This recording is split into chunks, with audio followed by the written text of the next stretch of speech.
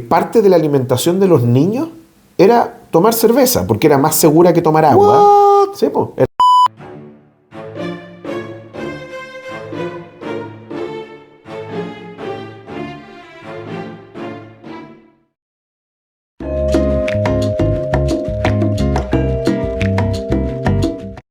Oiga, mire Qué bonita la frutilla. No, sí. Pero es una frutilla perfecta, una fresa Sí. como extraordinaria. Oiga, y tenemos todas estas cosas ricas porque a usted se le ocurre titular el capítulo de Sobremesa con un maravilloso, ¿no? Que es Vivir para comer. vivir para comer, Sí. así es subversivo, A revolucionario. diferencia de comer para vivir, qué Claro, fome. que es fome, Sí. absolutamente. Hasta Anthony Bourdain, que no era escritor, Sí. bueno, sí creo que escribió, decía eso, miren, decía, el cuerpo no es un templo, Sí. así que dale que él se la va a arreglar. Bueno, pero eso podría ser. Y ¿sabe qué? Y me encanta porque mezclamos literatura, filosofía, historia, del cual usted es exceso, el ínclito profesor de historia, así lo llamo. Porque lo que ocurre es que nos devoramos los libros también. Literalmente. Y las tapas. En España también los libros vienen con tapas. Tapa. Nos devoramos los libros. Heidegger decía que conocer era comer. Nunca entendí qué quiso decir, porque le digo que, como decía, que muy bueno Aldous Huxley, ni la mejor de las recetas sustituye a la peor de las comidas. Es muy bueno, Sí. eso como diciendo, el símbolo no es el hecho, digamos, ¿no? Una receta no te da de comer y la peor de la comida sí. Y bueno, primero de nada, el placer de volver a estar con usted. Yo me siento impropio de estar acá, no merezco. ¿Por qué? estar- ¿Que la porque cena lo estuvo usted mal, sabe- acaso? No, la cena estuvo extraordinaria. Entonces, de hecho, me encantó esas codornices sarcófagos que usted cocinó, ¿las conoce? No, bueno, después codornices cocinamos sarcófagos. eso. Pero son, mire, después digo, Karen Blixen. Bueno, ahí después le voy a contar. Porque de verdad, y usted sabe, Virginia Woolf, creo que le dije algún día, decía que existían dos clases de personas. Las que aumentan la vida y las que la disminuyen. Usted la aumenta. No, gracias. No, y la gente digo, lo ama en las redes, todo demás, por eso yo me siento muy congraciado y muy agradecido de estar acá. No, y además les damos la bienvenida a esta sobremesa en nuestra casa aquí, junto con Pablo Araujo. No es que Pablo viva conmigo, pero No. es en nuestra casa de todas maneras donde nos juntamos. Y nuestro programa hoy día es un programa que le pega justo, como tú decías, a la filosofía, a la historia, al arte también. Porque no solamente, pucha que rico comer, hoy día podemos decir eso, porque antes comer era necesario, pero nos podemos dar el lujo, ¿no es cierto?, de tener un montón de cosas, de tener una mesa llena, de festejar y tener festines, ¿no es cierto?, para distintas ocasiones. Sí. Pero antes no era tan fácil No. comer, ¿no es cierto? Desde que éramos bandas de cazadores recolectores, tratando de buscar, forrajear, buscar comida, y finalmente dominamos a la naturaleza, iniciamos la agricultura, empezamos con la ganadería y eventualmente nos convertimos en una civilización, gracias, entre otras cosas, a la comida. Totalmente. Y ojo que también hay algunos que arguyen que el trigo nos dominó a nosotros. Ojo. Ah, sí, que el cerebro de pan que le hablan y que nosotros, cerebro de gluten o algo así. Cerebro de sí. pan, hay un libro, Sí. de un médico norteamericano, un neurólogo, que habla justamente de eso. Claro que al final del libro, yo lo leí todo muy optimista, pero tiene un montón de medicamentos que él vende. Misteriosamente. Lo cual, entre los gringos puede ser muy aceptable, Sí. pero bueno, sí, pero leí. No, pero hablaban del trigo porque aparentemente el trigo nos habría obligado a nosotros a cultivarlo. Porque como usted bien decía, el hombre, eso es una teoría de Yuval Harari. Porque él dice que los recolectores tenían los frutos ahí, los animales, la pesca, muy al alcance de la mano. Cultivar trigo, vaya que era difícil, era un esfuerzo sobrehumano, pero supuestamente el trigo en su evolución se hizo atractivo, nos dio en cierta manera una especie de droga para que, y fíjese que Vicentico, el cantante, decía que él creía que la harina era tan adictiva como la cocaína, los carbohidratos. Bueno, sí. Sí, mira, de hecho piensa tú que cuando te ponen a dieta, una de las primeras cosas que te hacen dejar es el pan y las harinas en general. Correcto. Y entonces parece que el trigo se habría hecho muy apetecible.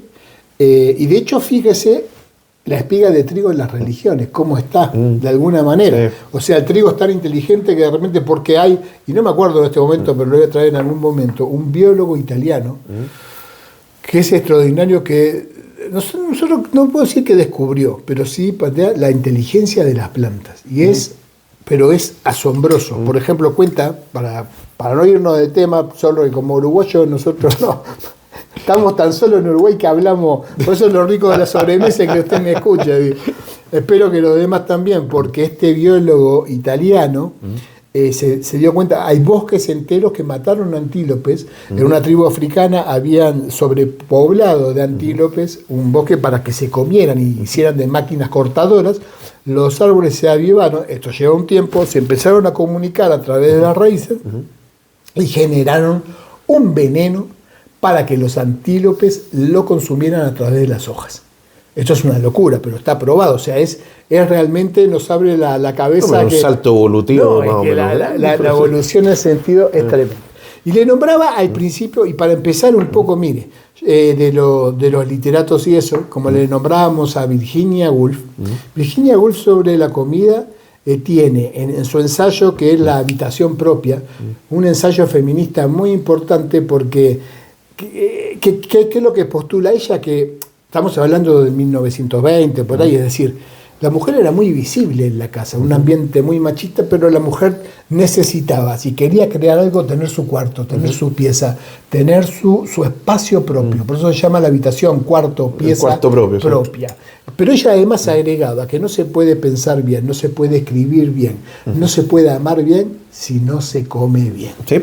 Mire, y no solo eso, si piensas tú, por ejemplo, lo típico, esto en realidad es una cuestión de conocimientos comunes nomás, que cuando uno no come bien o cuando uno no ha comido te empieza a doler la cabeza, etcétera, el cuerpo te empieza a decir, oye, ¿sabes qué? Necesito combustible, dame algo. Sí, correcto. Y de hecho también, fíjate que hay una cuestión bien interesante, porque no solamente te pide, o mejor dicho, sí, te pide satisfacción, te pide combustible, pero incluso con el pasar del tiempo, no solamente te pide, oye, ¿sabes qué? Dame algo de comer, sino dame algo de comer que sea rico, que sea atractivo. De hecho, hay estudios que son bien notables de neurólogos que te dicen, bueno, una de las cosas más notables del comer es que causa un placer similar a lo sexual. El comer chocolate, por ejemplo, el comer, en general comer dulces, ¿no? Y por otro lado, por ejemplo, a la gente le encantan las papas fritas, ¿no? ¿Por qué te gustan las papas fritas? No es solamente por el sabor, es porque el cerebro te premia a ti con endorfinas cuando tú comes algo que es rico en grasa, rico en nutrientes. No una lechuga, pero sí unas papas fritas, porque el cerebro dice, es que eso a mí me da combustible rápido. Totalmente. Así que vengan las papas fritas. Y ¿sabéis qué? Ahora que estábamos conversando, y como hablábamos de domesticar la naturaleza, de en el fondo que uno deje de tener que andar permanentemente buscando comida, sino tenerla acá al lado, me acordé de una historia. Ya que estábamos con las frutillas, ¿tú sabes que estas cosas son chilenas? Sí, una vez creo que lo escuché a usted decir eso, no lo podía creer. Lo que pasa es que, mira, hay una coincidencia. En la Edad Media había un caballero, ¿no es cierto?, que llega con fresas para servírselas al rey de Francia. ¿Las fresas no son sinónimos? ¿No? Es que es lo mismo. En España dicen fresas, ¿no? Fresas le dicen. Bueno, en Francia, fraisier, en fin. El tema es que esta cosa es un mutante, porque originalmente y todavía existen, las frutillas europeas son del tamaño casi como de una frambuesa o de un arándano grande. Entonces llega esta persona con una bandeja llena, después de haber estado recolectándolo, y se las pasa al rey, y el rey muy feliz y muy contento comiendo estas pequeñas bayas le dice, bueno, de ahora en adelante usted será conocido como Monsieur Fraisier, o sea, el fresero, frutillero. No. Siglos después, un descendiente de él que se llama Amadeo Fraisier es enviado por el rey Luis XIV, Luis XV puede ser, en una misión secreta a América. En todo caso, los Borbones gobernaban en Francia y en España, así que eran familias, digámoslo, primas, en fin. Y la cuestión es que Fraisier venía como espía, pero él venía bajo el pretexto de estar en una expedición científica, pero en realidad vino a notar cuáles eran las defensas que tenían los puertos españoles, etcétera, qué riquezas, en fin. Y cuando llega a Chile, se da cuenta de que en Chile existe una fresa color blanca, blanquecina, grande. Blanca y grande. Tradicionalmente se le llama la fresa mapuche también, porque estaba en la zona de Arauco, en fin. ¿Ya? Y lo que hace Fresier es traerse una serie de estas plantas y se las lleva al rey y las ponen en los invernaderos en Versalles. ¿Eran iguales que esta, pero blancas? Más grandes, de hecho. ¿Ya? Eran más grandes y blancas. O con un tonito muy suave rosado. La cuestión es que se las pasan al invernadero del rey y van a pasar unos 10, 15 años hasta que uno de los jardineros empieza a ver que estas frutillas que se trajeron desde Chile no dan fruto. No funcionaba, algo pasaba. Finalmente lo que ocurre es que sin querer, y esto es absoluto y completamente, ¿cómo se llama? Una cuestión de, como dicen los gringos, serendipia, ¿no? Serendipity. Serendipia. Claro, que es como un descubrimiento fortuito. Las plantas se mezclaron, ¿no es cierto? La fresa europea con la fresa chilena, y ahí nació la frutilla. Y esto es el hijo perfecto, porque tiene el tamaño grande de la frutilla chilena, pero el sabor de la frutilla europea, que es dulce, con un poco de ácido, etc. Pero la frutilla mapuche era desabrida, era como... no tenía mucho sabor. Pero el mismo cuerpo carnoso, pero medio blanquecino. Exactamente. Y sin ser tan dulce. Exactamente. O sea, el hijo serendípito claro, nació así. Y perfecto. Ahora, claro, esta frutilla es chica en comparación a unas cuestiones gigantes. O sea, de no haber sido por este descubrimiento de Chile del señor Fresier. Sí, pues. Y fresa viene de Fresier. Fresier. Literalmente es como frutillero, suena un poco raro, ¿no? Pero y esa es la historia de esto. Entonces es una cuestión fantástica cómo las frutas evolucionan, cómo todo lo que comemos de alguna forma evoluciona. Por ejemplo, el descubrimiento de la cerveza. La cerveza, mira, hasta hace, te explico, no sé, el siglo XVIII, parte de la alimentación de los niños era tomar cerveza, porque era más segura que tomar agua. Sí, era más seguro que tomar agua, porque el alcohol de la cerveza mataba a los bichos. Y además era mucho más nutritiva. Los nenes que andaban curados todo el día. No, pues si la cerveza tiene alcohol, bajo el grado alcohólico, a menos que tú la sometas a una fermentación especial. La mamá con el biberón. Dándole cerveza. Bueno, si también en Francia se le da vino rebajado con agua a los niños. ¿Por qué? Porque también era alimenticio y además el vino mataba, el alcohol del vino, que tiene más alcohol que el agua, más alcohol que la cerveza. Que tenían a mano, sin saberlo. Claro, digamos. Y eso se le da a los niños. Y la cerveza, ¿no es cierto?, que por lo demás se convierte así como la piedra angular una de las piedras angulares de la comida medieval, que era producida en los monasterios. De hecho, por eso tú de repente ves así como marcas de cerveza y aparece un monje, porque las producían ahí. También también nace de un acto, digámoslo, fortuito. Ajá. Se dice que fueron los egipcios los que inventaron la cerveza, pero en realidad se ha demostrado, gracias a descubrimientos arqueológicos, que en realidad se inventó en Mesopotamia, en la zona de Irak. Y fue accidental. Y fue totalmente accidental. Se piensa que esto debe haber sido así, que alguien dejó una mezcla de cebada, ¿no es cierto?, con agua, o de pan de cebada, y la dejó en una ventana, y se quedó ahí. Y las levaduras que están en el ambiente, porque el aire está lleno de levaduras, de este hongo, ¿no es cierto?, que se alimenta de azúcares, ¿no? Claro.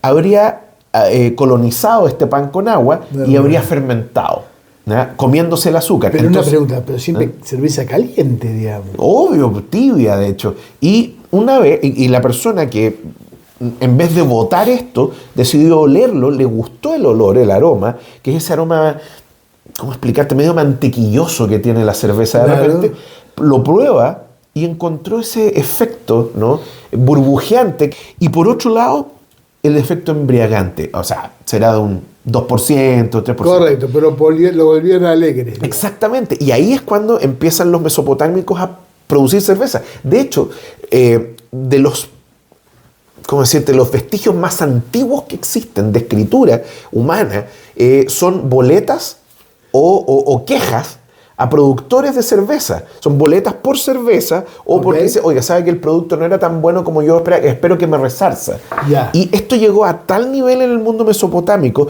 que incluso existía una deidad de la cerveza. Y de hecho, los mesopotámicos, lo que hacen es... Tenían la diosa de la cerveza. Exactamente, y crean un himno. Y te voy a leer un pedacito. A ver qué lindo. Te voy a leer, esto es de las escrituras más antiguas que existen. Le hicieron una oda a la cerveza, un himno. Le a la diosa de la cerveza. A la diosa de la cerveza. Se llamaba Ninkasi.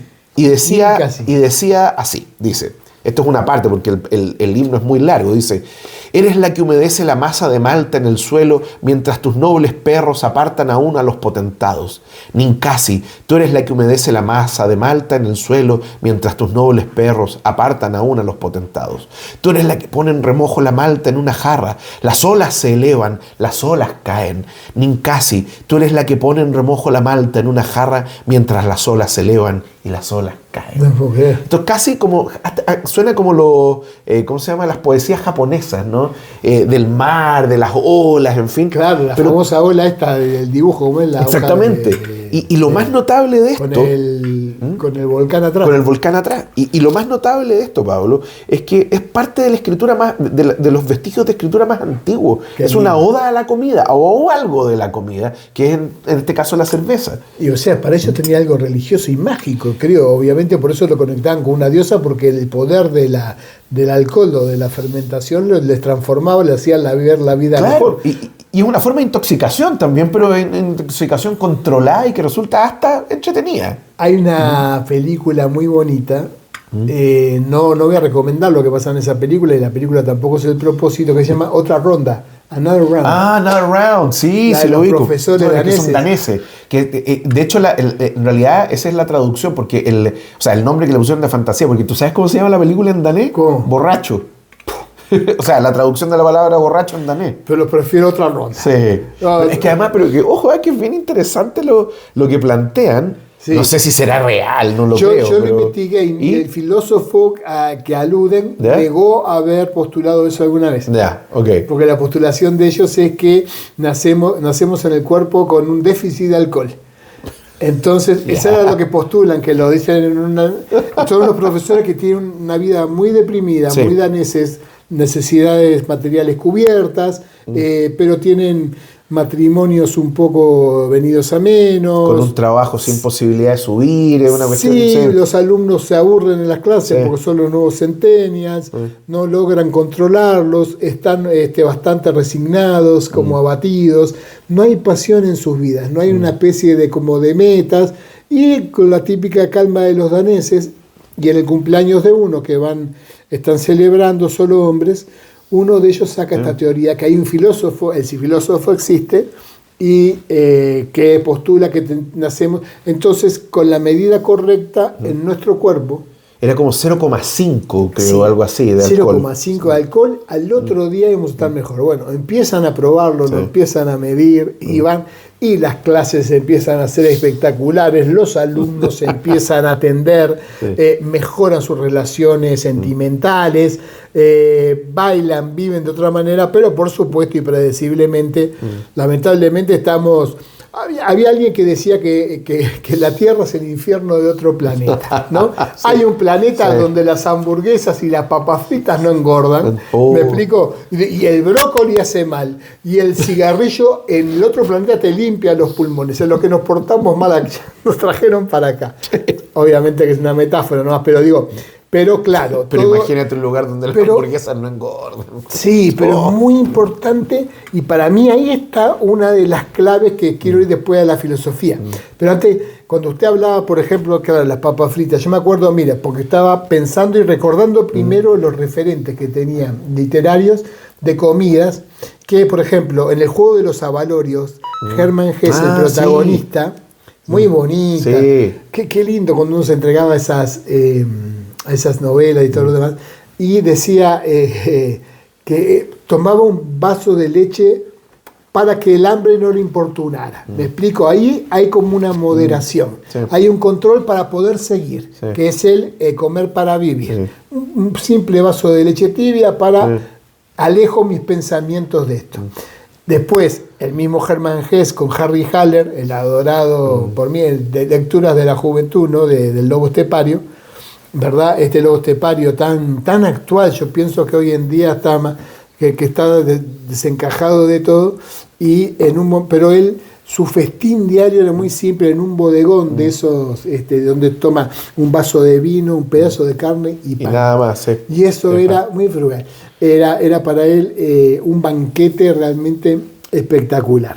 Han Kang, que es la actual premio Nobel de literatura, tiene un libro que lo leí de ella, es el único que leí, la verdad, ¿no? El otro lo dejé media, que se llama La Vegetariana, sí. que es tremendo. Sí.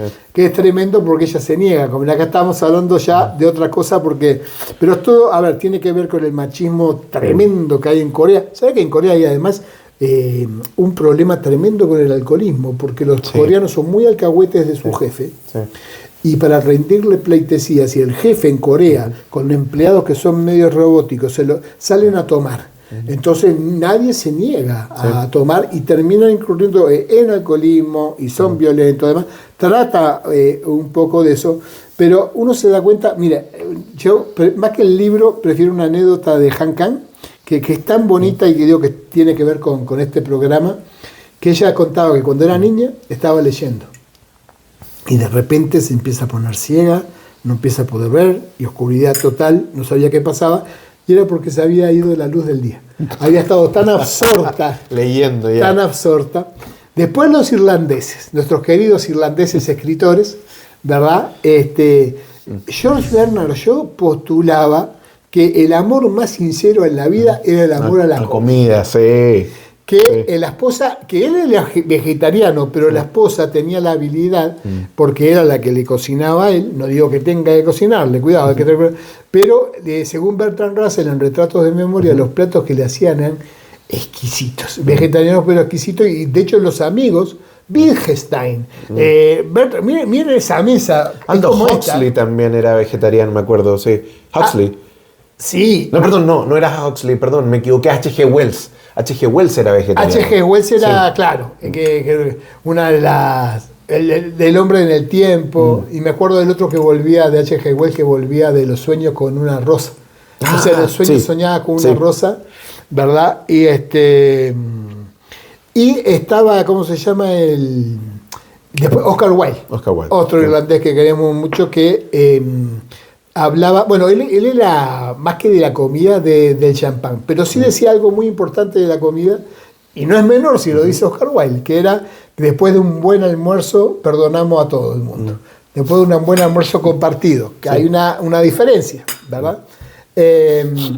Otro irlandés maravilloso que se llamaba Clive Staples Lewis, que yo lo digo así, que era C.S. Lewis, de las crónicas de Narnia. Me acuerdo que en el Mercurio yo leía un crítico que era buenísimo, creo que sigue vivo, pero no, que era Ignacio Valente. Sí.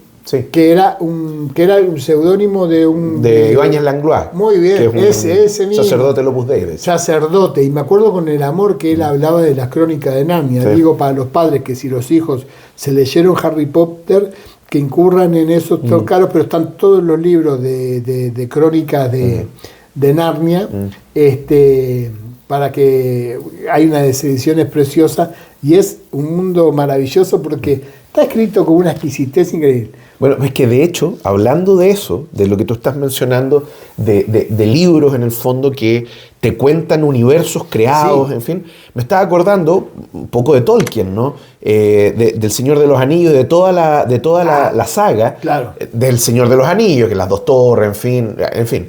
Y la cuestión es que, claro, por ejemplo, los personajes más epicúreos, sibaritas, ¿no es cierto?, son los hobbits. Los hobbits. Que tienen distintas comidas, ¿no es cierto? Es maravilloso. Distintos desayunos. Y te cuentan qué es lo que comen. Sí, y creo que es muy importante lo que te dice, porque el hobbit viene a ser una especie de metáfora del útero. Bilbo Bolsón está en esa casita idílica, no tiene problemas, come rico, ¿verdad?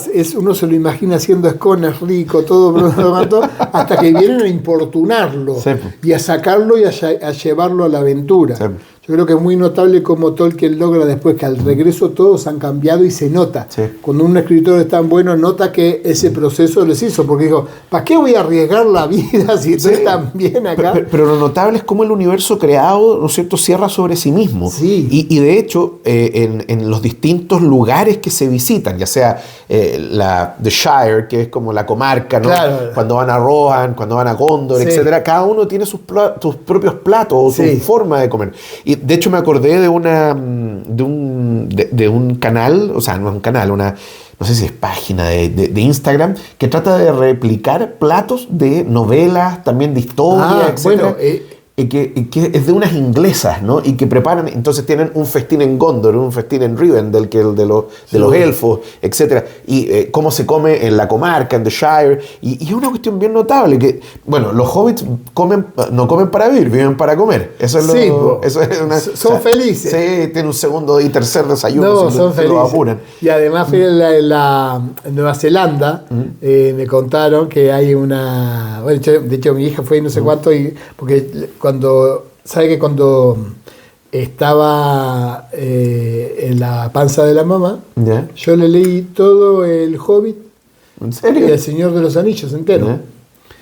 Y salió con un fanatismo por Hobbit, que es realmente increíble. De La hecho, programación de neurolingüística. hecho, se casó y el anillo se lo dieron. Mire, el anillo ¿Ya? además. El anillo se lo dieron justamente en un río que no, y al lado de la aldea Hobbit, que está toda recreada. Ah, ¿en Nueva Zelanda? En Nueva Zelanda. Ah, porque ya, ahí se perfecto. firmó con Sí, Peter Jackson. sí. Entonces tienen todas las comidas de los Hobbits, las cupcakes, o sea, no se especifica tanto, yo no recuerdo que lo haya especificado tanto. Oiga, volviendo al tema, Sí, lo porque que sí decías somos tú, los sí. uruguayos, nos vamos para el coso. C.S. Lewis decía que el maridaje entre la comida y los libros era una combinación que funcionaba admirablemente bien. Qué rico que es como comer, ¿verdad? Y al mismo tiempo leer. ¿No le pasa a usted que a veces en los libros uno le encanta olerlos, Sí. cuando el libro nuevo, ¿no? De hecho, eso es un químico que produce el libro antiguo, que tiene ese olor, lignina o algo así, creo que se llama. Sí. Y es un olor como dulce. Sí, es muy agradable. Es muy sí, extraño, dan ganas de hasta comerlo. comérselo. Sí. Claro. Y él decía, dos placeres que combinan admirablemente son comer y leer.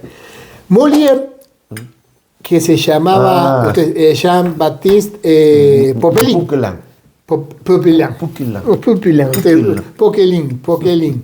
Yo le decía Poquelin. Usted sabe que una vergüenza, cuando tenía, no sé, como 15 años, fui a ver a Restucia y dos caballeros y Cherminara, dos caballeros de las artes en Uruguay, condecorados por Francia, dos caballeros de las artes en Francia, dos uruguayos tremendos. Y me dice, y bueno, estábamos solos, porque en Uruguay hay muy poca gente, y les digo, hablaron, en un momento rompen la cuarta pared, estaban haciendo ahora, y dice, y ustedes, ¿y a ti quién te gusta? Y yo le digo, Rimbaud.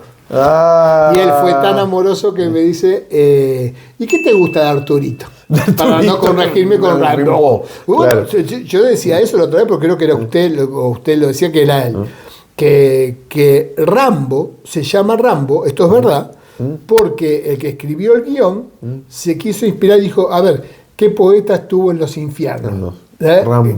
¿Cómo se llama? Rambo, y le puso John sí. Rambo, que además Rambo, esto es increíble, porque Sylvester Stallone escribió Rambo en 3 días. Era tan pobre que la habitación de él cerraba la puerta con el pie. Mire, era una cosa. Qué terrible. Y en Molière dice, justamente no hay que vivir para comer. Uno de los personajes le tira, sino vivir para comer. Aunque esa frase, rastreándola, es de Cicerón. Sí. Pero ya estaba muy adoptada. Y acá hay un tema que me gusta mucho, volviendo a lo que usted decía de las papas fritas, de lo que se viene todo, porque San Agustín, en las Confesiones, que no sé si... Yo se las recomiendo porque esto fue escrito en el año, cuando en el siglo V.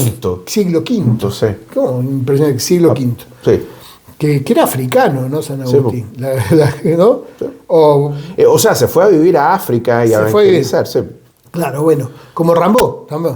Rambo, ahí se fue. Rambo se fue. Se fue a la África a matar unos beduinos.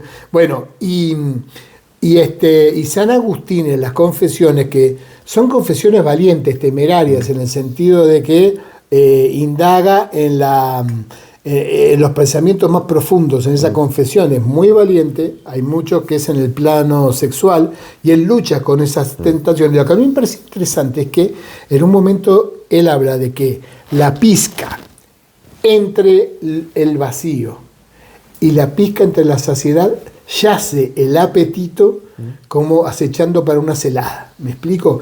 Él ve en eso pero una tentación que le puede quitar, una tentación como demoníaca, en el sentido de que, acordémonos que para él también la gula era un pecado. O sea, tremendamente. Hoy se ha, yo creo que dematerializado un poco eso, termina siendo una especie de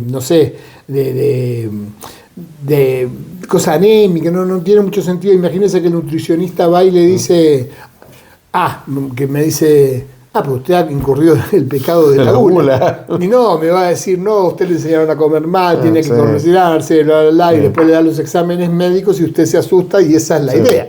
Pero es verdad que mucho, no solo por el placer, creo yo, sino también porque la comida es un gran anestésico. Pero aparte de eso, bueno, es que también ahí hay un tema que, por un lado, pareciera que la comida ayuda en el fondo a lidiar con la ansiedad, ¿no es cierto? Precisamente por el efecto, no te digo que narcótico, pero sí ese efecto que tiene sobre el cerebro que te calma, que te hace sentir bien. Totalmente. Pero hay otro tema. En el fondo, ya que mencionabas, ¿no es cierto?, el tema de Molière, me acordaba de esta obra teatral que tiene, que el misántropo. Sí. Ya, en el fondo alguien que odia a la humanidad. A la humanidad. Pero eso es, en el fondo, a pesar de que de repente uno ve redes sociales y pareciera otra cosa, en realidad el ser humano, como un ser gregario, es un ser de grupos, ¿no?, necesita de otros para sentirse bien también. Y de hecho, si hay algo que es como un pegamento social, es precisamente la comida. Es pero comer. Qué lindo. Bueno, es juntarnos a comer, como en la sobremesa, etc. Me lo sacó de la lengua. Te lo saqué de la lengua. Me sacó del bocado el bolo alimenticio, porque Kant decía que comer con otros era excelente y moralmente apetecible porque generaba conversación, pero castigar y comer solo nos llevaba a la animalidad.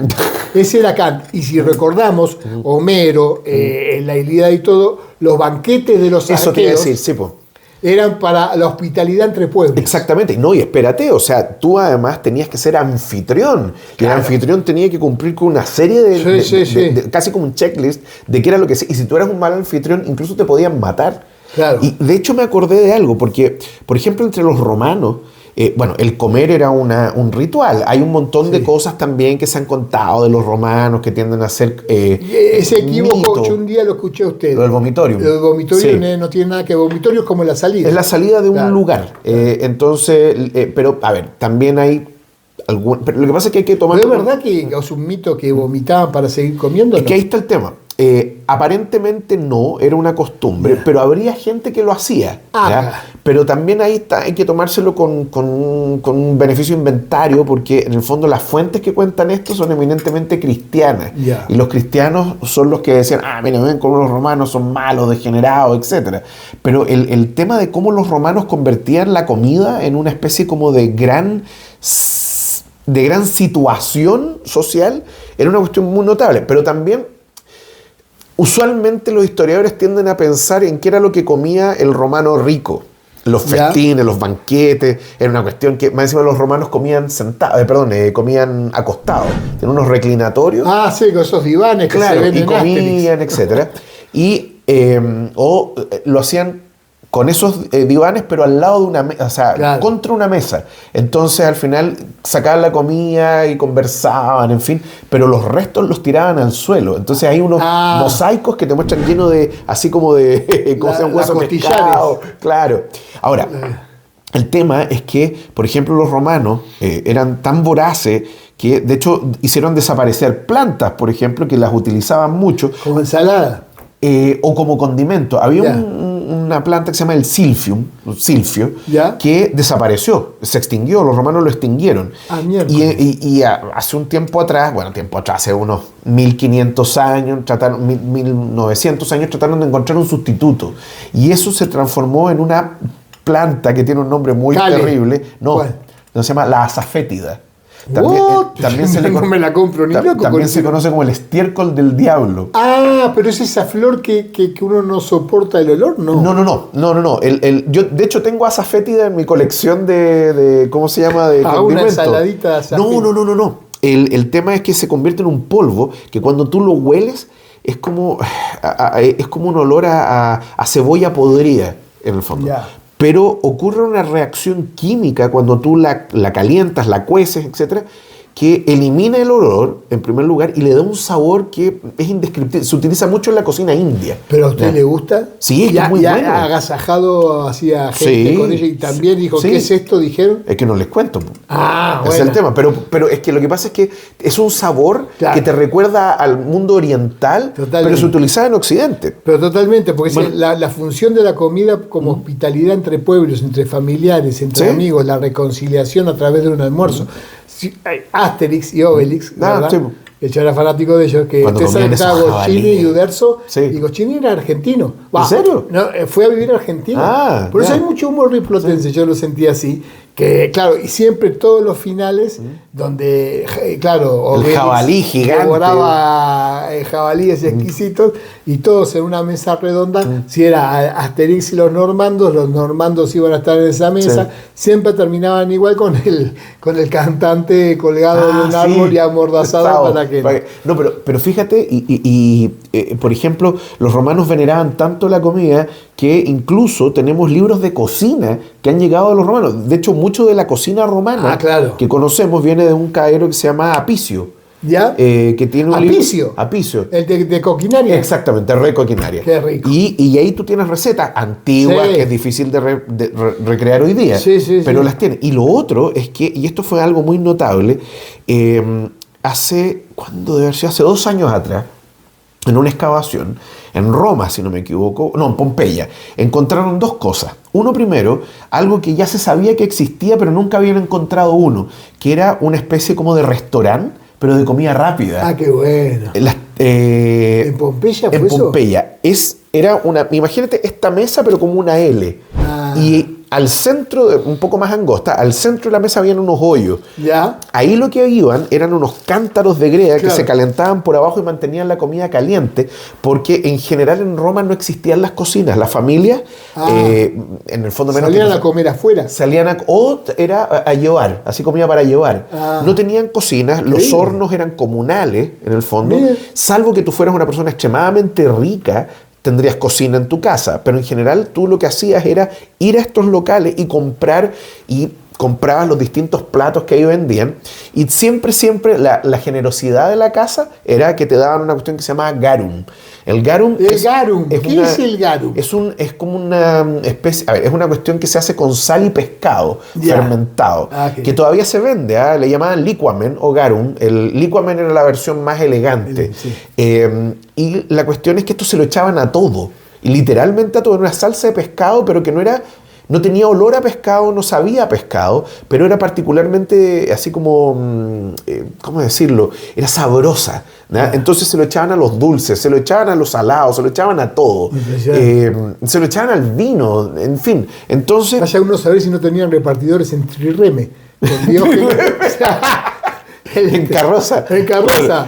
Bueno, entonces, y eso es lo notable, que en el fondo uno tiende a pensar que, la gente siempre comía como nosotros comemos. Claro. Y en realidad, por ejemplo, los romanos son los inventores del ¿cómo se llama? De la comida italiana. De la comida, claro, de la comida a domicilio, ¿ya? Claro. Precisamente porque no tenían cocina, salvo que tú fueras, como te decía, una persona muy rica, pero también de lo que entendemos nosotros como la comida así como comunal, ¿no? Claro. De juntarnos a la mesa, en las grandes ocasiones, de servirnos un buen plato. La comida como excusa para las relaciones humanas, imprescindible.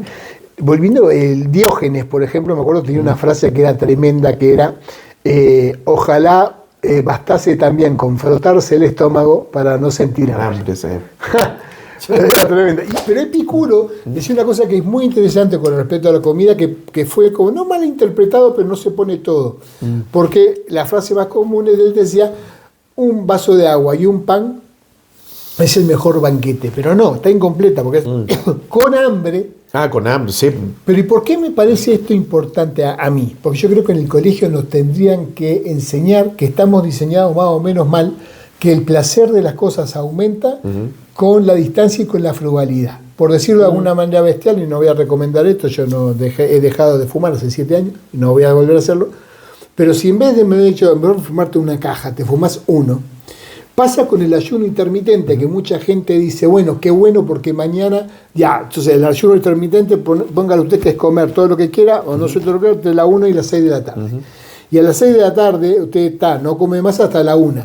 Pero está pero dice, qué bueno, porque cuando lo mismo, qué sé yo, para todo, para las relaciones sexuales, para cualquier cosa, la anticipación, pero como que menos es más. Sí. Y más, no, la misma naturaleza del placer lleva consigo adentro el destruirlo. Sí, eso es terrible, porque de hecho me acuerdo que conversaba con mi señora hace unos años atrás que me decía, mira, salió este estudio respecto a la satisfacción que tú sientes cuando obtienes algo, lo que sea, te compraste algo, el tema de los niños con los juguetes, por ejemplo, joden y joden por el juguete, lo tienen, juegan un rato, ya no tienen la misma satisfacción. Pero ese es uno de los descubrimientos más grandes que hizo Robert Sapolsky. Sí. Que es extraordinario porque lo que descubrieron es que, y él lo pone, dice, tendríamos que tenerlo todos en imanes en los refrigeradores, y era más o menos como, no importa lo que obtuviste, sino el camino hacia ello, más o menos así. ¿Por qué? Porque lo midieron con monos, entonces se abrían unas cajas y aparecía una banana. Sí. Entonces el mono tocaba un botón, sabía que cuando tocaba el botón se abría, pero a veces no aparecía la banana. Entonces el mono, ¿cuándo empezaba a secretar la alegría? La alegría empezaba a secretarla, y la serotonina y todas las cosas de placer, cuando apretaba, no cuando comía el coso. ¿Me explico? ¿Y qué pasó? Hicieron un descubrimiento extraordinario. A veces aparecía la banana y a veces no. Sí. Y la serotonina aumentó a 10 veces más. Es decir, cuando no sabemos la respuesta, ¿no?, es mucho mejor, y él lo decía así, it's not the happiness of the, ¿cómo era? De la búsqueda, decía, no es la felicidad de la búsqueda, sino la búsqueda de la felicidad. Eso es lo que decía, no es la felicidad. It's not the happiness of the pursuit, it's the pursuit of happiness. It's not the happiness of the pursuit, it's the pursuit of happiness. Claro, que exactamente, esa era la frase, que él decía que había que pegarle todo. Exactamente. Qué jodida es la naturaleza humana. Es muy jodida, pero si aprendemos de eso, desde chiquitos, vamos a poder, creo yo, porque claro, yo me comería todo este plato de galletas, pero sé que me hace mal, sé que me puede aumentar el azúcar, ya no estoy en edad me puede tapar una arteria. Fíjese, por ejemplo, que traje además algunas de las cositas que comía esta gente, ¿verdad? Por ejemplo, había banquetes realmente, no solo de aquí, en el libro del buen amor del archipeste de Ita. Bueno, cuando él describe lo que comía esta gente, comían, por ejemplo, cerdos rellenos de salchichas, aves rellenas de aves. O sea, el colesterol le tapaba la arteria de la Alameda, digamos. Que todavía existe, los gringos tienen una cuestión que se llama el turducken. ¿El cuál? El turducken. Es un pavo relleno con un pato, relleno con un pollo. Y hay una cuestión que se llama algo así como, la otra vez lo leí, de la cocina francesa, que no se hace hoy día, pero era algo así como... ¿El hornero del Armagnac? Que son como 14 aves distintas una dentro de otra, que parte así como te invento un colibrí y terminas con un pato. Es como terminas con un pavo, con un ganso, con un pato así de más grande, más chico. Esas cuestiones no deberían existir. Pero yo me enteré por una serie, pero después estuve indagando de eso porque me impresionó. No sé si nunca escuché hablar del hortelano de Armagnac. No. Es tremendo. En algunos restaurantes exclusivos para billonarios lo hacen, Pero si lo llegan a pescar tienen cárcel y hasta multas en algunos países como Francia de 150.000 euros. Pero aparece en la serie Billions y en la serie Succession. 2 series excelentes. Succession, y que tratan sobre multimillonarios. Pues. No, y es terrible porque es todo un ritual además, porque el hortelano de Armagnac es un gorrión que lo dejan en oscuridad todo el día comiendo, porque al estar en la oscuridad lo único que hace, lo engordan a propósito al punto de que sus huesos se hacen cartilaginosos y después lo ahogan con Armagnac, que es un coñac, tipo coñac de la zona. De brandy, claro, es de la zona. Y lo asan y lo comen. Pero ¿cómo se come? Con una servilleta larga cubriendo la cabeza para esconderse de Dios por el crimen que se va a hacer. Entonces muestran a Axel... sí, creo que he leído esto. Ya. Es de locos. En Succession lo hacen, pero son platos de $1.000 por lo menos y absolutamente prohibidos. Pero ¿sabes cuál es el tema, Pablo? Mira, yo no me quiero poner a pontificar, ni mucho menos. Y yo soy un carnívoro esencial. Pero cuando un animal da su vida honrosamente para que nosotros lo disfrutemos... ¿Ya? Yo creo que hay que hacerlo con respeto. Sí. Y el hacerle eso a un pobre gorrión, que más encima que no debe tener nada de carne, por lo demás, o claro, lo engordan, que lo engordan, para que coma. Claro. Me parece que es un sacrilegio. Sí. Por eso se cubren, como si para que Dios no nos vea. O sea, son esos gustos de billonario. Porque pero es demasiado decadente. Porque es muy buen punto, porque se acuerda que Bret Easton Ellis en el American Psycho, en el libro, todo lo que es comida de esa gente de Wall Street, de billonarios, que en ese momento se llamaban yuppies, que ganaban, no sé, $10 millones anuales, más tiene que ver con el estatus que lo que estaban comiendo. No era gente que disfrutaba de la comida, sino de unos platos absolutamente ridículos, pero era el estatus. Claro, es que ya deja de ser entretenido comer. Totalmente. Y se transforma en una cuestión casi pecaminosa. No es la gula y llenarte con comida, sino en el fondo es fantochear con la comida. Y ahí ya pierde gracia, creo yo. O sea, ya no es... Oye, hablando de comida, un gran autor que les recomiendo, me olvidé de traer el libro de cuentos, pero ¿sabe qué? Esas almas caritativas, esas madres Teresas de internet, hay un sitio que se llama Ciudad Seba, como Seba de Sebastián, pero con B corta. Seba, está miles de cuentos, todo gratis, sin virus, demás, de varios autores. Uno de los que yo quería hablar era de Somerset Maugham, que es el doctor británico, exquisito, de una observación social profundísima, además. Y William Somerset Maugham, doctor, una de las mejores de plumas, unos cuentos increíbles, que tiene uno que se llama Tres gordas en Antibes, que es excepcional, es extraordinario. 3 mujeres absolutamente obsesionadas con el control de su peso, hasta que pasa lo inevitable y vuela eso en pedazos, porque como le contaba la otra vez Borges, que en la revista Claudio, una revista de papel cuché que se emitía en Argentina, tenía uno de esas revistas que se van a acordar de la revista Cosas, que parecía muy superficial, de hecho se llamaba Cosas, sin embargo a veces traía unos reportajes adentro muy buenos a políticos increíbles. Y Borges decía, le preguntaban por eso, por lo dicho, adelgazar es una batalla poderosamente lenta. Es enorme lo que... A cualquiera que haya estado a dieta lo sabe. Y usted me trajo algo, hablando de Jorgito. ¿No? Sí. Que es el soneto del vino. Una de las bebidas más antiguas de la humanidad. Tú sabes que en las primeras... El origen del vino aparentemente sería georgiano, porque ahí encontraron... Pero perdón, Georgia allá en Rusia... Georgia, claro, en el Cáucaso. Porque encontraron tinajas que tienen 6.000 años de antigüedad, que se utilizaban para macerar vides, uvas, ¿no es cierto? Y de ahí salía vino de baja graduación alcohólica. Incluso los georgianos tienen una receta antiquísima de vino que se hace bajo tierra. Tú mueles las uvas, creas el mosto, ¿no es cierto? Y lo dejas fermentando bajo tierra, cerrado, pero así, hermético, en un cántaro, y después tú lo sacan con una especie como de cañita y te lo sirven. Y aparentemente es un vino muy dulce, pero también fortón, así como que te pega. Así es que el vino que como es de lo más... algo así. No. Yo te diría, es siempre tinto el vino. Yo te diría que más fuerte que el Pero Chianti. dulzón, pero porque le ponían que una suerte de... No, almíbar. es el azúcar, ¿no es cierto? Ah. Es el azúcar que se produce en la, ¿cómo se llama? En el vino y que se lo devora parcialmente la levadura. Sí, en el fondo nosotros somos esclavos de la levadura para poder producir alcohol. Bueno, y el poema que me seleccionó el profesor Soneto del Vino, que también tenemos, bueno, la Oda al Congrio de Sí, Neruda, de Neruda. Sí. la Oda a la Cebolla, que Borges no le gustaba mucho. No. Yo no sé si era por envidia y todo, porque además no tuvo el premio Nobel, Sí. ¿verdad? Eso es una gran injusticia, creo yo, a mi entender.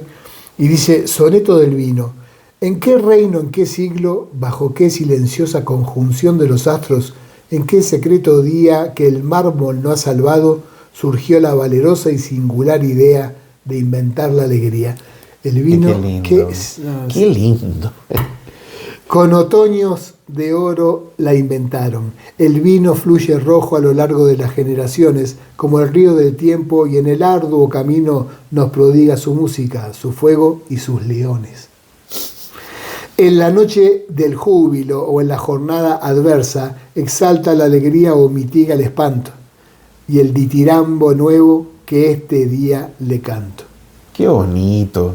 El ditirambo es como una cosa, como un homenaje como excesivo, ¿no? Como un ditirambo como Una elegía. Claro, pero bonita, así como, Claro. parece como en esa zona. Otrora lo cantaron el árabe y el persa. Vino, enséñame el arte de ver mi propia historia como si esta ya fuera ceniza en la memoria. Vámonos, qué hermoso, oiga. Un aplauso para don Jorge Luis, ¿eh? Mire, seleccioné otras cosas que me apasionan, que están gratis en PDF para que la gente vea, porque los libros están muy caros. El otro día Cartarescu sacó un libro que es maravilloso y a usted le va a encantar porque mezcla historia, mezcla Rumania, mezcla la John Lennon, Drácula y todo lo demás. Es el nuevo, va a ser el próximo premio Nobel, yo creo, de alguna manera. Cartarescu, Mircea Cartarescu, que escribió Solenoide y ahora... pero está como a más de 30 lucas.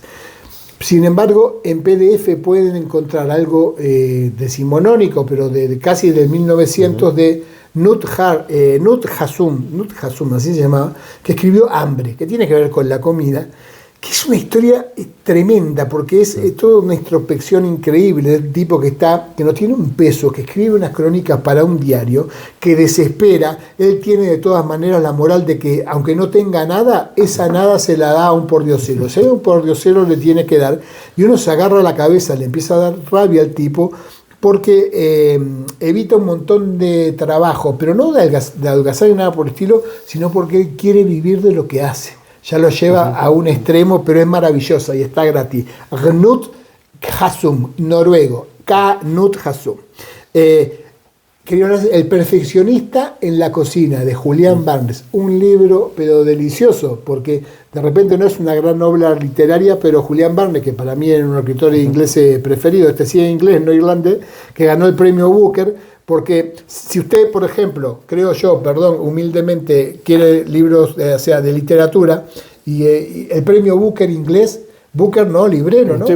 Es realmente de prestigio. Los que eligen, y hay un premio Booker internacional que se puede estar justamente. Estuve viendo de escritores también sus gustos preferidos. Stephen King, por ejemplo, el cheesecake. Sí. Es fanático. Lovecraft, el de las cosas de terror, el queso. El queso dice que traía pesadilla. Bueno, yo creo que la comida más importante simbólicamente de toda la literatura es, y no podía dejarla pasar de paso porque estoy pensando, era la Magdalena de Proust. La galletita. La Madeleine, sí, me acuerdo. la galletita, porque a él de boca le genera... No hay que decir gatilla, la gente de la tele cuando dice gatilla, porque gatillar es solo apretar el revólver. Detona en él 3.000 páginas, que es en busca del tiempo perdido. Tiempo perdido, que yo aproveché la bendita pandemia para terminármelo de todo. Y Tú sabes que yo nunca he podido terminar. Lo que pasa es que cuando empieza a hablar de la Magdalena y empieza a describir cómo se la come, cómo la empapa, en fin, claro. Era como, sí, señor Proust, lo entiendo perfectamente, sí. Pero démosle Sí, un poquito más. bueno, sí, claro, porque pero no le pasa, hay gente que la cosa le evoca olores, como una Sí. colonia, a otros una comida, como tener ese gusto y hacer una especie de déjà vu, ¿vio? Como retrotraerse, como Borges decía de manera admirable, decía, si nosotros pudiéramos recrear de manera perfecta el olor que sentimos en ese momento, el sonido que hubo, el gusto, no sé cuánto, podríamos como viajar en el tiempo. Yo lo único... Muy romántico. Yo pienso también en Voy a eso. comer una porque Sí, dale, por favor. Ahora que me enteré de la historia. Yo me acuerdo cuando estudiaba historia en la universidad, de repente, porque claro, a ver, de repente estáis súper superado por las cuestiones que tenéis que leer, ¿cachai? Que es uno tiene que cumplir con los distintas, como para ir avanzando en la carrera. Pero de repente quería leer otra cosa que no fuera lo que me estaban dando a leer, ¿no? Claro. Quería como salir un poco. Siempre era historia, pero ¿sabes qué? Es una especie como de rebelión. Deme Onken. Sí. ¿Y sabéis qué fue lo que pasó? De repente empecé a buscar, me iba a la biblioteca, así como a ver, así como... Ya, ¿sabéis qué? Agarraba un libro. Y de repente me daba cuenta, por ejemplo, de cómo los grandes imperios se formaron en torno a la comida. En la sobremesa anterior, yo les había recomendado un libro que se llama El corazón del mundo, de Peter Frankopan. Y que, entre otras cosas, habla sobre... Sí, que lo tiene por Sí, ahí, que está, es precioso. ahí está. Y la cuestión es que yo hablaba sobre la importancia de las distintas rutas de las que habla Frankopan, y una de ellas es el tema de las especias. Bueno, en el fondo nosotros no estaríamos hablando el idioma que estamos hablando, ni estaríamos acá si no hubiera sido porque en algún momento el Reino de Castilla quiso participar del comercio mundial y dijo, ya, mira, sé que vamos a darle unos maravedíes a este genovés, a este señor Colón, para que vaya y busque las especierías, ¿no es cierto? Y llega a Indonesia, lo que hoy día es Indonesia, China, Japón, etc. Y la cuestión es que finalmente eso movió los engranajes de distintos países que se transformaron eventualmente en imperios. El británico, el francés, el español, el portugués, ¿no es cierto? Con tal de obtener eso que generaba una sensación gustativa distinta. Y también los descubrimientos que se hicieron. Por ejemplo, no sé, yo no sé tú, a mí me encanta la comida picante, me encanta el ají. ¿Ya? Y eventualmente uno dice, comida picante asiática. Pero ojo, que el ají es americano. Entonces eventualmente esa comida viajó, ¿no es cierto? Y se convirtió en algo que se volvió simbólico, no simbólico, como esencial dentro de la cocina asiática. O sea, la cocina tailandesa, la cocina indonesia. Ahora, en el mundo, porque viajaron por especies, ¿no? Eso es de claro. loco. No, y para encontrar pimienta, canela, vainilla. ¿Porque las comidas eran muy desabridas o qué?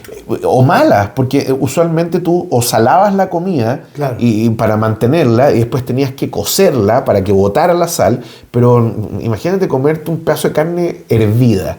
Claro. Entonces, ¿cómo lo mejoras? Y por eso las especias costaban su precio en oro, y claro, eran accesibles solamente para los reyes, emperadores o la gente más rica.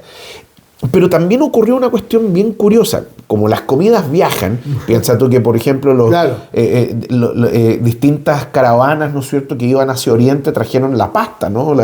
Los fideos que nosotros comemos de trigo, a pesar de que los chinos usualmente los hacían de arroz, ¿no? En el caso de América, viajaron, por ejemplo, 3 productos. Uno de ellos que va a ser fundamental en la dieta europea: las papas, los tomates y los choclos. Claro. Y ahí te agrego los zapallos también, son todos americanos. Y el ají. Y piensa tú que las papas no se las comían porque consideran que eran horrendas, entonces se las dan a los chanchos. O eventualmente que había gente pobre que las comía. En Irlanda, la economía irlandesa se hizo dependiente de las papas. Pero Jonathan Swift, que fue el abuelo de Taylor, Jonathan Swift, que el autor de los viajes de Gulliver, ¿verdad? Los liliputenses, tenía otro libro que era una modesta proposición, de lo que usted decía, era tanta el hambre en Irlanda, porque además los terratenientes cobraban arriendos alquileres tan abusivos, que los tipos no tenían cómo darle de comer a sus hijos. Entonces, en una proposición, la proposición, ¿sabe cuál era? Darle a los niños pobres a los ricos para que se los comieran.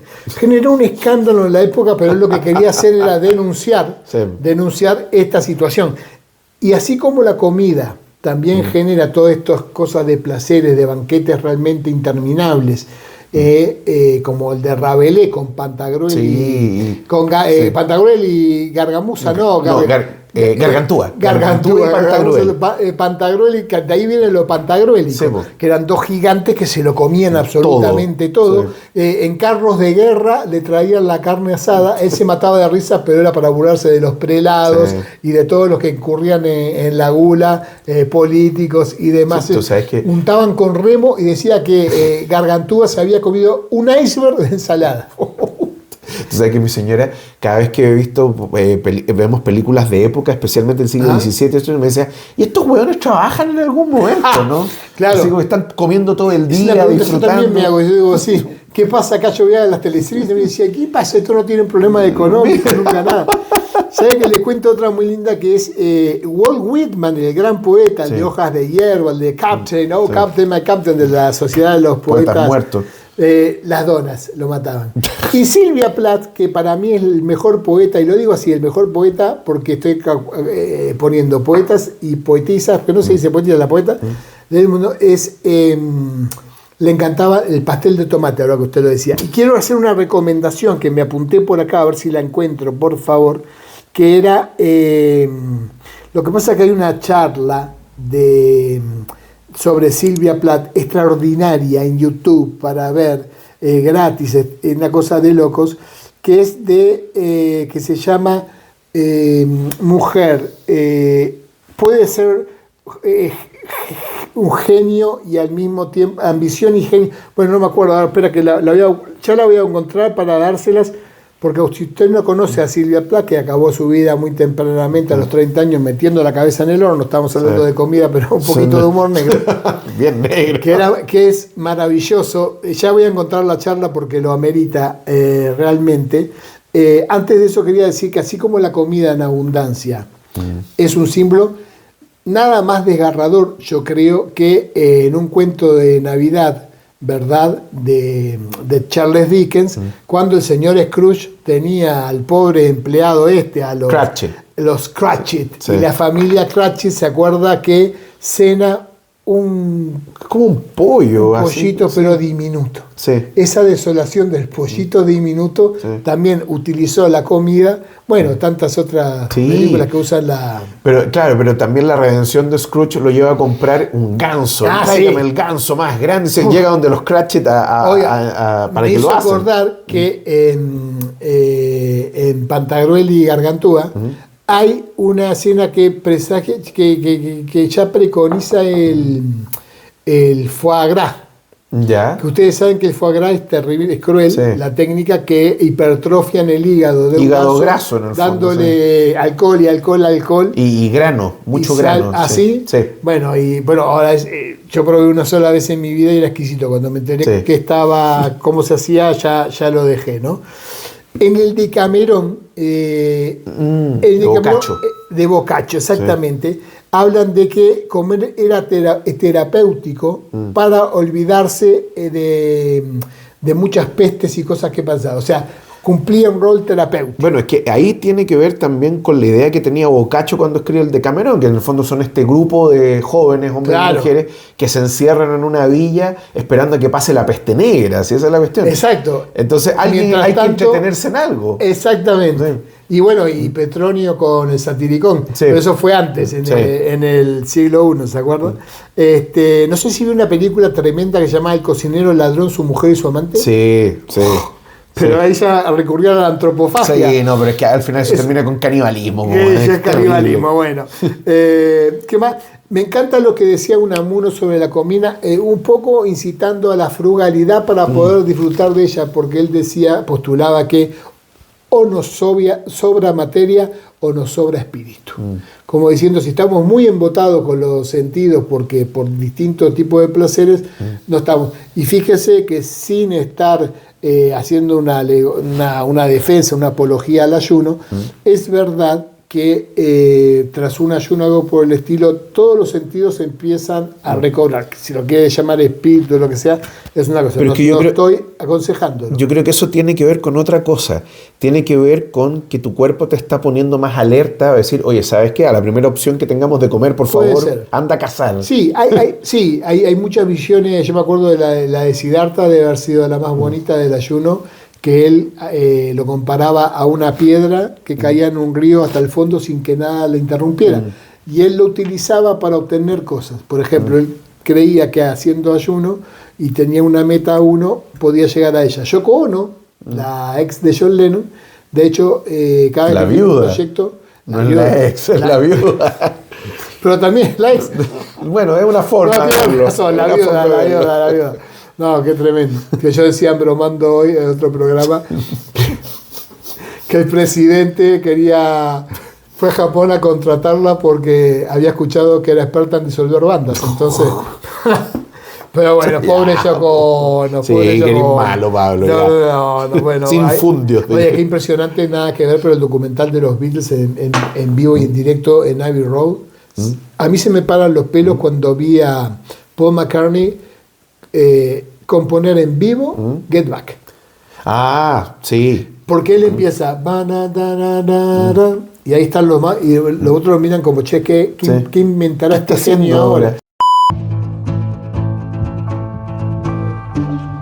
Y pam pam nada, pam y así sigue, y de repente pam pam pam pam pam pam pam pam pam pam pam pam.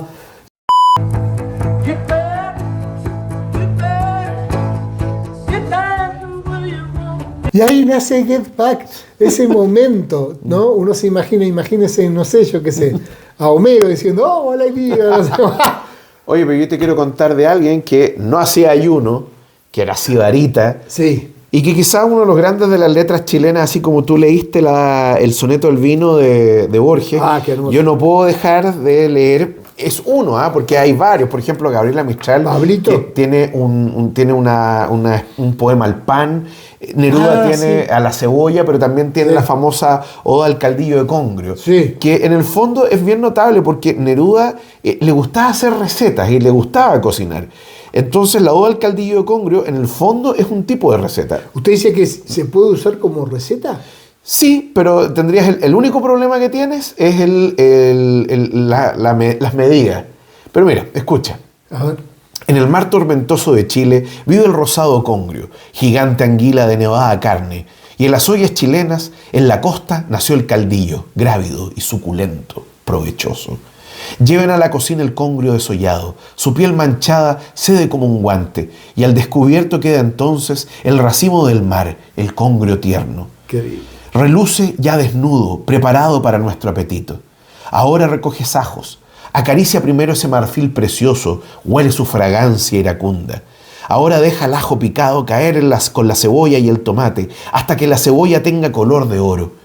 Mientras tanto se cuecen con el vapor los regios camarones marinos, y cuando ya llegaron a su punto, cuando cuajó el sabor, en una salsa formada por el jugo del océano y con el agua clara que desprendió la luz de la cebolla, entonces que entre el congrio y se sumerja en la gloria, que en la olla de ese aceite se contraiga y se impregne. Ya solo es necesario dejar en el manjar caer la crema. En el fondo, más allá de lo bien escrito, que me diera hambre. Un caldillito de congrio con los fríos que están haciendo en las noches. Mira, pero esto es una receta. Te está diciendo, por ejemplo, ya necesitas un congrio, ¿ya? Y es un congrio colorado, probablemente por el rosado congrio, ¿no? Esa piel manchada. Te dice que necesitas ajo, necesitas cebolla, tienes que sofreírlo con aceite y en el lugar que lo tienes que poner. Le tienes que poner camarones también, que eso ya vendría a ser ¿cómo decirlo? Una genialidad de Neruda, ¿no es cierto?, para hacer este caldillo marino. Y en el fondo es también una oda a la comida chilena. Sí, Pablo de Roca tiene poemas escritos respecto a la comida, Neruda los tiene, Gabriela Mistral los tiene, porque en el fondo el comer es vivir. Y el ¿no? pan chileno debe ser el más rico del mundo. Por cierto, y por otro lado, en un país que nosotros tendemos a pensar que la comida chilena es media chata, ¿no? Pero no es así. Y tiene una variedad regional. Porque todos los... De hecho está ubicada en los rankings de las revistas más prestigiosas gastronómicas, en los primeros lugares. Y donde tú puedes jugar con los sabores, hay comidas regionales que son fantásticas, formas de preparar, modos de comer. Entonces, por eso yo hago una defensa de la cocina chilena. A mí me gusta la cocina chilena, es entretenida, es interesante. Y además usted es un gran cocinero, o sea, dos cositas quería hacer antes de terminar. Una, hablar, bueno, la afición, yo no lo pongo como comida, pero la afición al café de tan Balzac murió por cafeína porque no sabía, pero por pasa que Balzac Honoré de Balzac tenía la obsesión de escribir y no quería dormir. Por lo tanto, primero le regaló toda la ropa al mayordomo para no obligarse, después se encadenó a la cama para obligarse a escribir y tomaba como 10 cafeteras diarias, murió de cafeína. Sartre, que era un obsesivo del trabajo, y tengo otro libro para recomendarles, que es la biografía de él, de Anico Enzola, que es maravilloso porque yo lo admiro por el trabajo que él hacía, porque era una máquina, tiene un capítulo llamado La máquina de vapores, donde él, consumía igual anfetaminas y demás para poder seguir trabajando, y no paraba de qué hacer. Cuando Sartre empezó en el Café de la Flor, que allá en París, era tan pobre que él se sentaba, los mozos lo odiaban porque se pedía lo más barato, que era un té con leche.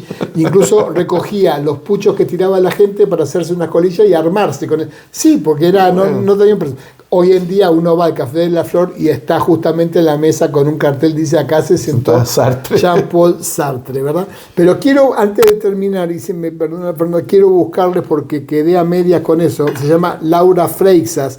Estoy buscando en YouTube, perdón, porque ya la vista de cerca no me funciona, entre otras cosas. La presbicia. Pero, oiga, Laura Freixas, y voy a poner acá, Silvia Plath, que por favor, el título es muy provocador, pero es maravilloso lo que habla de ella, porque aunque no seamos la poeta, eso nos sirve a todos como para comprendernos más a nosotros mismos, porque su historia también puede ser la de nosotros. Y es Silvia Plath. ¿Se puede ser mujer y genio? Obviamente, ¿sí?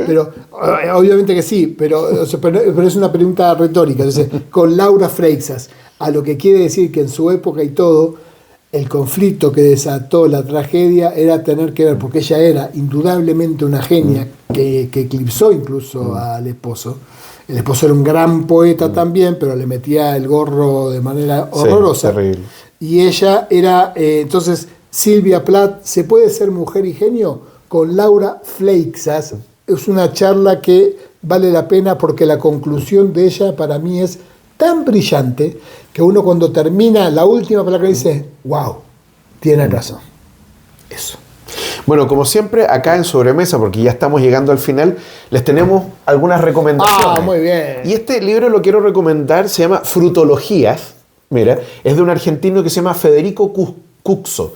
Y de hecho es muy entretenido porque es una historia política y cultural de las frutas. De hecho, mira, te voy a leer. ¿Usted de dónde saca estos libros? ¿Hay una librería especializada? Porque yo no los veo. Los busco. Mira, bueno, aparte que tiene unos epígrafes. Es un libro de la gran fruta. Sí, de la gran fruta, de fruta madre. Sí. Tiene unos epígrafes muy bonitos. De D.H. Lawrence dice, cada fruta tiene su secreto. También de, a ver qué más, de Johann Wolfgang von Goethe dice, Scott Fitzgerald era fanático de las manzanas. Sí, de hecho. Dice, de Goethe dice, vivimos rodeados de ellas, pero no las conocemos. Incesantemente nos habla, pero nos traiciona su secreto. Constantemente actuamos sobre ella y sin embargo no tenemos poder sobre ella. Es de Goethe, los aforismos de la naturaleza. Yo tenía una polera con Goethe y decía, you can get. You can get. Bueno, y de hecho este es un libro que habla fundamentalmente sobre la fruta en la humanidad, que quizás es una cuestión que nosotros damos por sentado, comer una naranja, comer una fruta cualquiera, un plátano. Pero los plátanos no son frutas. ¿Cómo se llama el autor? Frutologías de Federico Cuxo. Que es un argentino. Es un argentino. Frutologías. Sí, dice, dulces, jugosas, fragantes y seductoras, las frutas son mucho más que alimentos. Son el punto de encuentro de tradiciones, creencias religiosas, expresiones artísticas e investigaciones científicas. Inocentes en apariencia, a lo largo de la historia provocaron guerras, invasiones y dictaduras sangrientas. Impulsaron descubrimientos y fueron nada menos que la causa... pero que dictaduras generaron las frutas. Centroamérica. la United Fruit. Dice, y fueron nada menos que las causas de nuestra expulsión del paraíso. Las uvas de la ira, ¿cómo eran las? The Grapes of Wrath. The Grapes of Wrath, claro. Bueno, así que nos tenemos que ir de sobremesa. Gracias por acompañarnos. Una recomendación de una peliculita. La tuya. Una peliculita nomás. Yo creo que una peluquería. No, Somerset Maugham, pero no me olvidé de traer el libro. Pero sí una película que está en YouTube gratis para ver, que es maravillosa, que se llama Mi cena con Andrés. Mi cena con Andrés. Hablando de comida. Sí. De Luis Mal, es como de los 70, pero miren, para que se enganchen, empieza así. Va el tipo a comer con su amigo que no lo ve mucho, que es Andrés, y mientras baja del metro de Nueva York dice, cuando era niño yo pensaba en arte y en literatura. Ahora ya cumplí 34 años y solo pienso en plata todo el día por las deudas y demás. Y está toda íntegra en YouTube para ver, legal, y es extraordinario. Bueno, nos vemos en una próxima edición de Sobremesa con Pablo Araujo y con el profesor Cristóbal García Huidobro. Muchas gracias por su recepción. Y gracias a todos ustedes por vernos. Que les vaya súper. No comimos nada. Sí, pero ahora vamos a comer, así que cortemos, vámonos a comer. ¿Qué me faltó decir, Pablo? Hay una historia que me hubiera gustado contar, que era la del rey Adolfo Federico de Suecia, que es un rey sueco del siglo XVIII. Adolfo Federico. Sí. La cuestión es que pasó a la historia porque muere por comer mucho. Lo que pasó fue lo siguiente: el gallo era muy dado a hacer comidas con sus amigos más cercanos, era un hombre muy llano, muy querendón, y por lo tanto tenía fama de ser un hombre débil, ¿ya? Más encima le entrega todo el poder al parlamento sueco, al Riksdag creo que se llama, y el rey en realidad reinaba pero no gobernaba, ¿ya? Entonces su hijo está increíblemente enojado por esto y lo envenena, ¿ya? Y hay toda una propaganda de que este gallo comió para morir. ¿Por qué? Porque en el fondo el banquete que le da a sus amigos era una cuestión donde hubo langosta, arenque, no sé cuántos platos de sopa, caviar, en fin. Esturión, así. Y no sé cuántas botellas de champaña. Y la cuestión es que esto corona con 15 platos de una cuestión que tienen los suecos que se llama semlor. El semlor es como un bollo, ¿no?, relleno con pasta de almendra y está sobre una pequeña camita de leche tibia. Entonces tú te lo comes, en fin. Yo no lo he probado, pero es como un berlín con pasta de almendra. Y dicen que es muy rico y muy dulce. Se ingirió 20.000 calorías de una. Y se comió 15. Al menos esa es la leyenda. Pero claro, fue el hijo el que lo manda a envenenar. Y claro, el rey se muere esa misma noche. Dicen de una pancreatitis, otros que murió intoxicado, pero en realidad no murió por tanto comer, sino porque lo envenenaron. Más encima el rey no era gordo ni nada, ni tampoco era de hacer este tipo de ¿cómo se llama?, de banquetes permanentemente, o sea, comer así a lo Pantagruel, como decís tú, no.